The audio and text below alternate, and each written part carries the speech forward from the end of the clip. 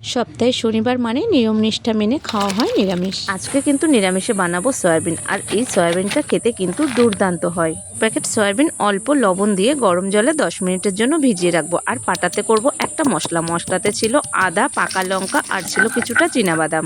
10 মিনিটে কিন্তু সয়াবিনগুলো সব ফুলে উঠেছে আর সয়াবিনটা কিন্তু একদম নরম হয়ে গেছে। এবার গরম জলটা ফেলে দিয়ে সয়াবিন ঠান্ডা জলে ধুয়ে নিয়ে বেশ ভালো করে সবগুলো একেবারে চিপে নিয়েছি। এইবারে কড়াতে তেল গরম করে কিন্তু প্রথমেই তেলের মধ্যে সামান্য একটু হলুদ দিয়ে সয়াবিনগুলো কিন্তু ভালো করে লাল লাল করে ভেজে নিয়েছি। আমি কিন্তু এখানে আর লবণ দিইনি, যেহেতু ভেজানোর সময় লবণ দিয়েছি।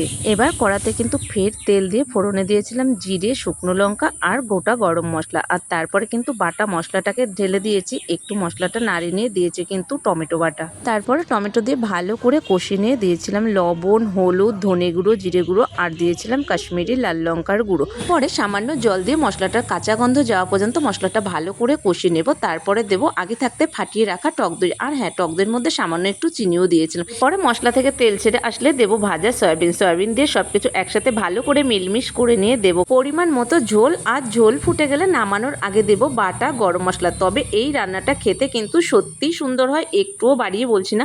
যারা সয়াবিন খেতে পছন্দ করো না, একবার হলেও খেয়ে দেখো, দারুণ লাগে খেতে।